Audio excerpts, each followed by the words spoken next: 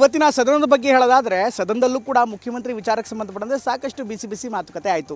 ಅದರಲ್ಲೂ ವಿಪಕ್ಷಗಳು ಮುಖ್ಯಮಂತ್ರಿ ಸಿದ್ದರಾಮಯ್ಯ ಅವರ ಕಾಲೆಡಿತಾ ಇದ್ರು.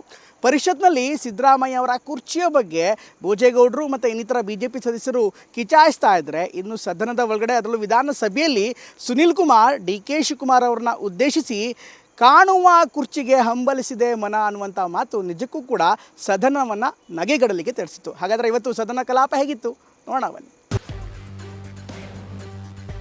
ಮುಖ್ಯಮಂತ್ರಿಗಳು ಮೈಕಿಗೆ ಈ ಥರ ತೊಂದರೆ ಮಾಡಿದಾರಲ್ಲ, ಯಾವ ಮಂತ್ರಿಗಳಾದರೂ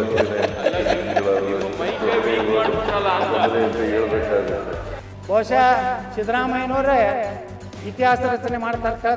ಇಷ್ಟು ನಯ ವಿನಯ ಎಲ್ಲಿಂದ ಬಂತು ಸರ್ ನಮಗೆ? ಎರಡು ಕೈ ಮುಗಿದು ಹಿಂಗೆಲ್ಲ ನಯ ವಿನಯ. ಇದೇ ಡಿ.ಕೆ. ಶಿವಕುಮಾರ, ಹೊಸ ಶಿವಕುಮಾರ. ಸದನದ ಹೊರಗೆ ಕುರ್ಚಿ ಕದನ ತಾರಕಕ್ಕೇರಿದ್ರೆ ಸದನದ ಒಳಗೂ ಸದ್ದು ಮಾಡ್ತು. ಉತ್ತರ ಕರ್ನಾಟಕದ ಬಗ್ಗೆ ಚರ್ಚೆ ಆಗ್ತಾನೆ ಸಿಎಂ ಕುರ್ಚಿ ಬಗ್ಗೆಯೂ ಪ್ರಸ್ತಾಪ ಆಯಿತು. ವಿಧಾನ ಪರಿಷತ್ನಲ್ಲಿ ಸಿಎಂ ಕುರ್ಚಿ ಬಗ್ಗೆ ಸ್ವಾರಸ್ಯಕರ ಚರ್ಚೆ ನಡೀತು. ಸಿದ್ದರಾಮಯ್ಯ ಎದ್ದು ನಿಂತು ಮಾತನಾಡೋ ವೇಳೆ ನಿಲ್ಲೋಕಾಗದೆ ಚಡಪಡಿಸಿದ್ರು. ಈ ವೇಳೆ ವಿಪಕ್ಷ ಬಿಜೆಪಿ ಸದಸ್ಯರು ಕುರ್ಚಿ ವಿಚಾರ ಪ್ರಸ್ತಾಪಿಸಿ ಸಿಎಂ ಕಾಲೆಳೆದ್ರು. ಏನಮ್ಮ ಇದು ಹಿಂದ್ಗಡೆ ನಿಂತ್ಕೊಳ್ಳೋಕ್ಕೂ ಕಷ್ಟ ಆಗ್ತದೆ, ಸ್ವಲ್ಪ ಇದಕ್ಕೆ ಜರುಗಿಸಿ ಇದನ್ನ ಚೇರ್. ಮುಖ್ಯಮಂತ್ರಿಗಳು ಮೈಕಿಗೆ ಈ ಥರ ತೊಂದರೆ ಮಾಡಿದಾರಲ್ಲ, ಮೈಕ್ ತೊಂದರೆ ಆಗಿಲ್ಲ. ಯಾವ ಮಂತ್ರಿಗಳಾದರೂ ಅಷ್ಟೇ, ಮಂತ್ರಿಗಳಾದರೂ ತೊಂದರೆ ಅಂತ ಹೇಳ್ಬೇಕಾಗುತ್ತೆ. ಕೂತ್ಕೊಳ್ಳಪ್ಪ ಭೋಜೇಗೌಡ, ನೀನು ಮುಖ್ಯಮಂತ್ರಿಗಳ ಕುರ್ಚಿನೇ ಅಂತಂದ್ರೆ ತೊಂದರೆ ಆದಾಗ ತೊಂದರೆ ಆಗುತ್ತೆ ಅಂತ ಹೇಳ್ಬೇಕು. ಈಗ ಸರೋಯ್ತು. ಯಾಕೋ ಚೇರ್ ಅತಂತ್ರದಲ್ಲಿದೆ ಅಂತ ಹೇಳಿದ್ರು.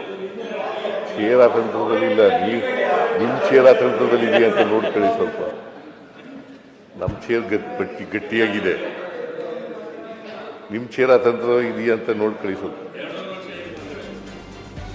ಇತ್ತ ವಿಧಾನಸಭೆಯಲ್ಲಿ ಡಿಸಿಎಂ ಡಿ.ಕೆ. ಶಿವಕುಮಾರ್ ಬಗ್ಗೆ ಜೋಕ್ ಮಾಡಿದ ಶಾಸಕ ಸುನೀಲ್ ಕುಮಾರ್, ಕಾಣದ ಕಡಲಿಗೆ ಹಂಬಲಿಸಿದೆ ಮನ ಅನ್ನೋ ಹಾಡಿನಂತೆ ಕಾಣುವ ಕುರ್ಚಿಗೆ ಹಂಬಲಿಸಿದೆ ಮನ, ಕೂರಬಲ್ಲೆನೇ ಒಂದು ದಿನ ಅನ್ನುವಂತಾಗಿದೆ ಡಿ.ಕೆ. ಶಿವಕುಮಾರ್ ಪರಿಸ್ಥಿತಿ ಅಂತ ಕಿಚಾಯಿಸಿದ್ರು. ಇಷ್ಟು ನಯ ವಿನಯ ಎಲ್ಲಿಂದ ಬಂತು ಸರ್ ನಿಮ್ಗೆ? ಎರಡು ಕೈ ಮುಗಿದು ಹಿಂಗೆಲ್ಲ ನಯ ವಿನಯ. ಇದೇ ಡಿ.ಕೆ. ಶಿವಕುಮಾರ, ಹೊಸ ಶಿವಕುಮಾರ. ಸರ್ ಮನೆ ಅಧ್ಯಕ್ಷರೇ, ಹೊಸ ರೂಪು ಡಿ.ಕೆ. ಉತ್ತರ ಕನ್ನಡದ ಚರ್ಚೆ ನಮ್ದೇ. ನಾವೇನ್ ಬದಲಾಯಿಸ್ತಿಲ್ಲ. ಡಿ.ಕೆ. ಶಿವಕುಮಾರ್ ಅಂದ್ರೆ ಅದಕ್ಕೊಂದು ಕಲ್ಪನೆ ಇದೆ. ನೀವು ಇಷ್ಟು ನಯ ವಿನಯ ಹೆಂಗೆ ಬಂದ್ಬಿಡುತ್ತೆ ಸರ್? ಅದು ಇದು ಸಡನ್ ಆಗಿ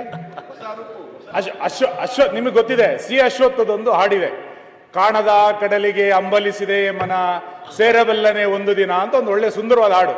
ಡಿ.ಕೆ. ಶಿವಕುಮಾರ್ ಅವರೀಗ ಕಾಣುವ ಕುರ್ಚಿಗೆ ಅಂಬಲಿಸಿದೆ ಮನ, ಕೂರಬಲ್ಲನೆ ಒಂದು ದಿನ, ಕೂರಬಲ್ಲನೆ ಒಂದು ದಿನ ಅಂತ ಹೊರಟಿದ್ದಾರೆ.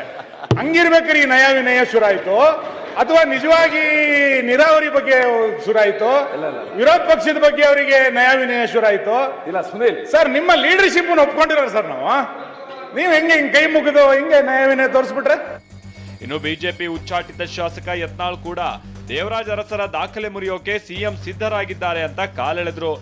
ಬಹುಶಃ ಸಿದ್ದರಾಮಯ್ಯನವರೇ ಇತಿಹಾಸ ರಚನೆ ಮಾಡ್ತಾರೆ ಹೇಳ್ತಾರೆ.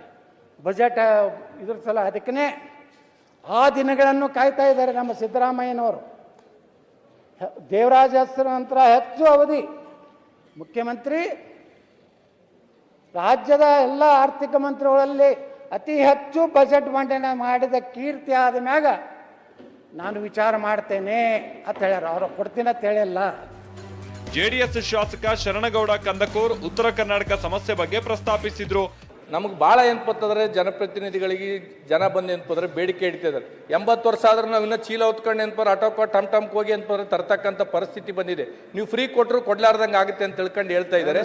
ಇದನ್ನ ಭಾಳ ಗಂಭೀರವಾಗಿ ತಗೋಬೇಕು. ನಮ್ಮ ಜಿಲ್ಲೆಯಲ್ಲಿ ವಿಶೇಷವಾಗಿ ಗುರ್ಮಿಟ್ಕಲ್ ಕ್ಷೇತ್ರದಲ್ಲಿ ಇವತ್ತೇ ತಾವು ಅಧಿಕಾರಿಗಳನ್ನ ಕರೆದು ಎಲ್ಲೆಲ್ಲಿ ಏನಪ್ಪಂದ್ರೆ ಈ ಸಮಸ್ಯೆ ಇದೆ ಇದನ್ನ ನಿವಾರಣೆ ಮಾಡಬೇಕಂತ ತಿಳ್ಕೊಂಡು ತಮ್ಮಲ್ಲಿ ಮನವಿ ಮಾಡ್ತಾ, ಅಧಿವೇಶನವನ್ನೇ ಸಮರ್ಥವಾಗಿ ಎದುರಿಸೋದಕ್ಕೆ ಕಾಂಗ್ರೆಸ್ ಮುಂದಾಗ್ತಾ ಇದ್ರೆ ವಿಪಕ್ಷ ಬಿಜೆಪಿಗೆ ನಾಯಕತ್ವವೇ ಅಸ್ತ್ರವಾಗಿ ಸಿಕ್ಕದ್ದಾಗಿದೆ.